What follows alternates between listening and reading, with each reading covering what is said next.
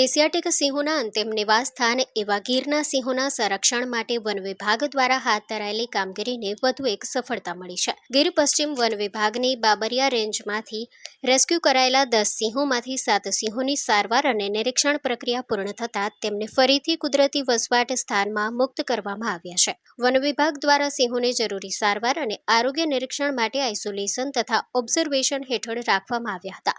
નિષ્ણાતોની ટીમ દ્વારા સતત દેખરેખ રાખ્યા બાદ સિંહો સંપૂર્ણ સ્વસ્થ હોવાનું જણાતા તેમને ફરી બાબરિયા રેન્જના જંગલ વિસ્તારમાં છોડી દેવામાં આવ્યા છે. 3 સિંહો વન વિભાગની દેખરેખ હેઠળ ઓબ્ઝર્વેશનમાં રાખવામાં આવ્યા છે.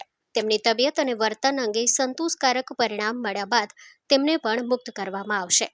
Story report by Prakash Dave, Junagadh. માં motor driving, safe and sure driving.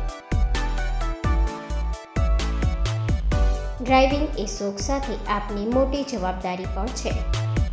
અમારા ઇન્સ્ટ્રક્ટર દ્વારા સચોટ અને સરળ માર્ગદર્શન.